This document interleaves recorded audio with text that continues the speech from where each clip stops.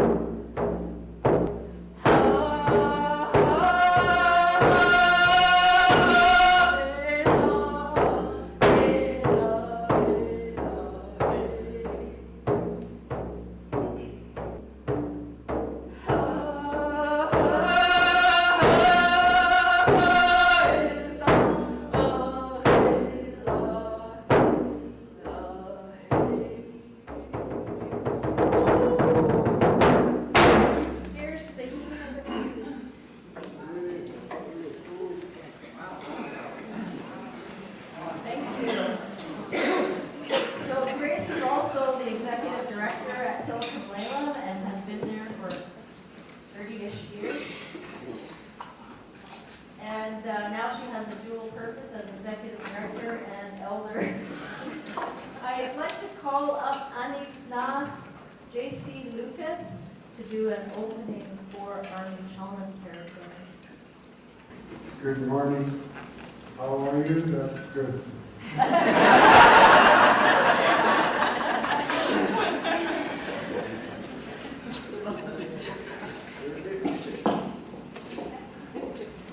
It's good to be here, to be able to see the faces that are helping people. All the things that happen in your life, I want to acknowledge. Also want to acknowledge the past 7 generations of your lineage and be thoughtful of the future 7 that are following us. And we're all unique, and each of us does our work in a unique way because we're unique. So I just want to do a little chant and acknowledge your ancestors and the spirits and the ancestors of this land. Sinimu.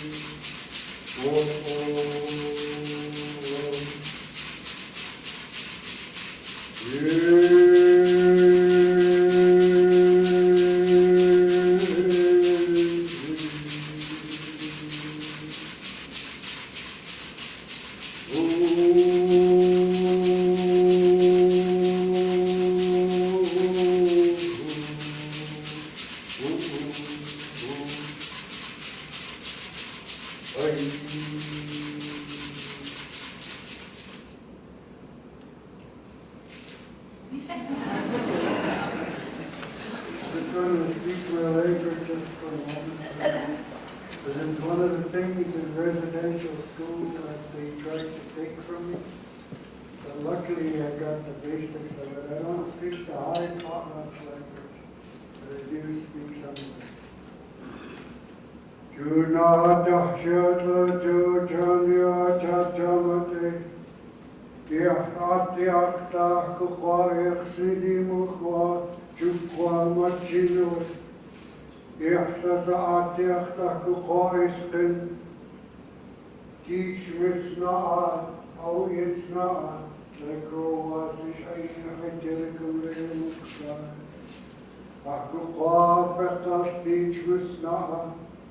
Toyajit mahsab limaqsti.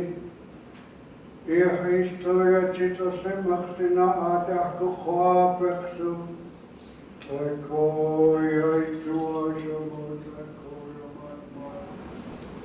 just want to say thank you again to the local Lelum and Tillicum, and for all of you for what you do, what the part you take in life. And all the things that through my family, of course, was the colonization and the removal of our spiritual foundation and the abuses. When you hit a child, you automatically begin to pervert that child. And we got lots and lots of beatings in residential school. And then we're expected to be saintly and normal and productive, to be kind and loving, which turned out amazingly quite intact in spite of all the various abuses. In our area, they looked after the women that were going to get pregnant in a really special way and began to feed them with really positive things.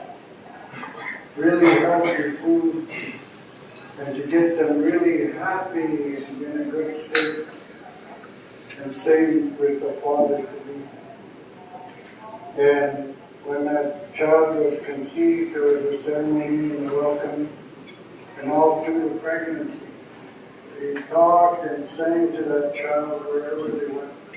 Wherever the mother walked, and said, "This is where your great-grandfather lived. This is where your great-uncle and grandma said." These were their names, and these were their children's names, and these were their gifts. Everywhere she walked, from conception to long after birth, till they were about 8 years old, but always had them active, physically active right from a very young they turned just after 1. But they always kept the neck and the spine straight. They didn't carry them around, pass them around. They kept the backs really straight and as a muscle. And later on you have problems in the spine and the neck when you don't do that. There was a lot of consideration and love and welcome and lots of beautiful life. Everything is held together by love, they said. Alchemist. And when you interfere with that love, a lot of things go wrong. And you see the results of it today, generations later. All the things that took place. And I'm really happy again that you're here doing what you're doing. Really appreciate your presence here. And good heart and open mind. So I want to say thank you. True. Thank you, JC.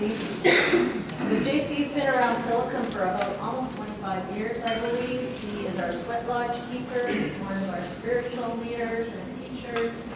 And he has to run off to Cox Common Treatment Center shortly. So we really thank him for making the time to come and share with us this morning. I also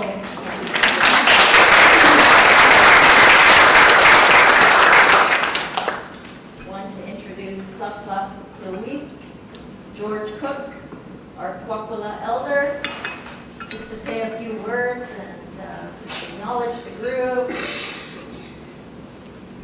We need to cover the whole island here this morning. George and Ruth reside in Victoria.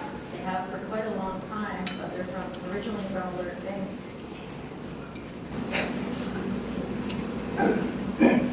I want to say good morning.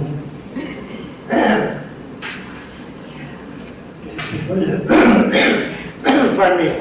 First of all, my traditional name is Thomas Luis, and Thomas Luis means it's a whale far out to the ocean, and when it comes up and low, that's the name that my uncle gave to me, and the way that's very proudly. And yes, I'm from Alert Bay. I was there for 55 years, then I moved to Victoria, and all my life I've been around a lot of people. My grandmother, she had 18 children. From there we came, I think we had close to 800 to 900 now, I think. We had 600 the last year when we had the family.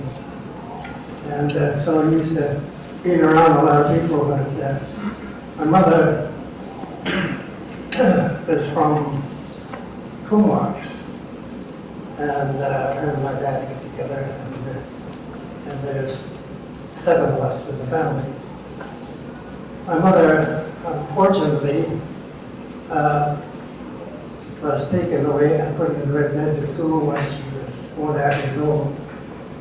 And she stayed there until she was 16 and a half. So we can see the effects of residential school. Although I was sitting in a setting similar to this, and the instructor facilitated at that time asked me if residential school effectively as normal. So I sat on the outside of the circle, and then one of the ladies in the circle got up and she started to speak how the residential school affected her life. As she was speaking, that was me standing there, not realizing just how much the effects of residential school has affected my life. So it shows that regardless of I went to residential, not residential school, I went to day school. So even though that I didn't go to residential school, my mother's, the effects of residential schools, it's affected my children, Ruth and I, our children, so it goes on from generation to generation. It just goes to show that even though we say that it does not affect us, but it does. To me, that in my life, that I've always tried to be, even though I came in the same place as my brother there, JC, that we went through the same thing, alcohol and all that. And I'm very fortunate that I had a good partner who stood by me through all that, all the trials and tribulations that I went through in my life, and especially through that times of alcohol. So I was abused, yes, and so it's a shame that it packed with me until I only realized that it was not my fault, and that it was not. So a lot of our people, brothers and sisters, who have not come to that place even today. So the residential school still has an effect on our brothers and sisters in the valley. And I've been very fortunate that I've been able to, or have been part of the elders at the Tillicum and they've done a lot in my life about sharing and being compassionate to one another, especially to me and Ruth. So Lelum, that's a big part of my life. And when I look around the circle, and then part of what JC was talking about, it's all about the children. It's because the children are our new life.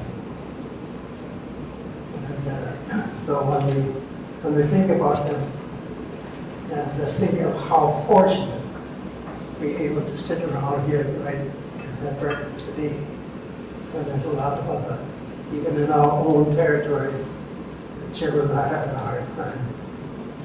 So with that, I want to thank everyone for the opportunity just to say a few words today.